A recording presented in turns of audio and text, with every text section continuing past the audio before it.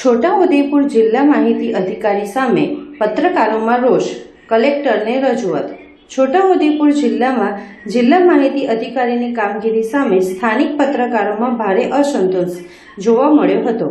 પત્રકારો સાથે અસભ્ય વર્તન, હેરાનગતિ અને સરકારી કાર્યક્રમોમાં યોગ્ય વ્યવસ્થા ન કરવામાં આવતી હોવાના આક્ષેપ સાથે પત્રકારોએ વિરોધ નોંધાવ્યો હતો.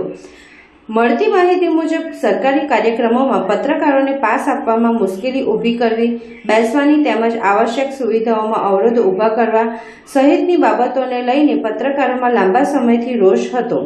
આ મુદ્દે પત્રકારોએ કાળી પટ્ટી બાંધી જિલ્લા માહિતી અધિકારી સામે પ્રતિકાત્મક વિરોધ કર્યો હતો.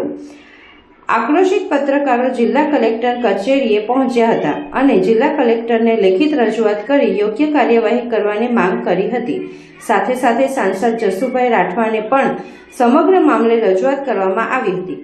પત્રકારોએ જણાવ્યું હતું કે લોકશાહીના ચોથા સ્તંભ તરીકે કાર્ય કરતા પત્રકારો સાથે આ પ્રકારનું વર્તન સ્વીકાર્ય નથી અને સમસ્યાનું વહેલી તકે નિરાકરણ લાવવામાં આવે તેવી માંગ ઉઠી હતી. સમગ્ર ગુજરાતમાં કોઈ પણ જગ્યાએ કોઈ પત્રકારનું બાહેધરી પત્રક લીધું નથી. ફક્ત આપણા જિલ્લામાં બાહેધરી પત્રક લીધું એને લઈને જેન્યુઅન પત્રકારોને પાસ નથી મળ્યા ચૂંટણીના.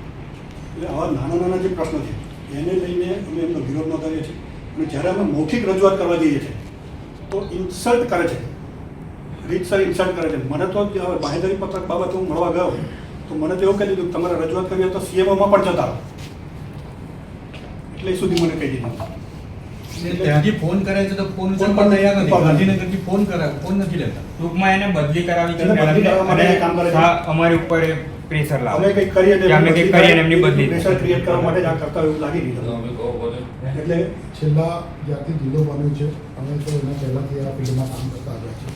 સરકારનું જે આ માહિતી વિભાગ છે અને સાથે આ મીડિયા એકબીજાના સંલગ્ન વિભાગ છે. માહિતી વિભાગની ફરજ છે, એની નૈતિક જવાબદારી છે કે જિલ્લાના જે પત્રકારો છે એમને સુગમતા અને સુવિધા પૂરી પાડવાની જે કંઈ પણ સરકારી કાર્યક્રમ હોય તેની અંદર એના બદલે એ અગવડતા ઊભી કરે છે, આળસ ઊભી કરે છે, પત્રકારોને કવરેજ કરતા રોકે છે.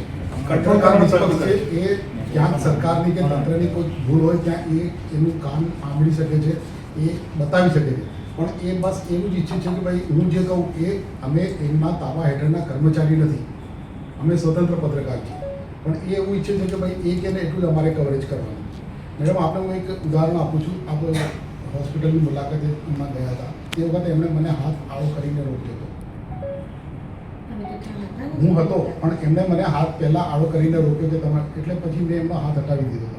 ટૂંકમાં એક મહિલા તરીકેનું એક સન્માન જાળવીએ છે, પણ એ વારંવાર અવારનવાર દરેક કાર્યક્રમોમાં જાહેર સ્થળો ઉપર પત્રકારોનું અપમાન કરે છે, એમની સાથે અસભ્ય વર્તન કરે છે, વાણી વિલાસ કરે છે, જેથી કરીને લોકોની સમક્ષ અમારી જે છે અમારું સ્વમાન ઘવાય છે.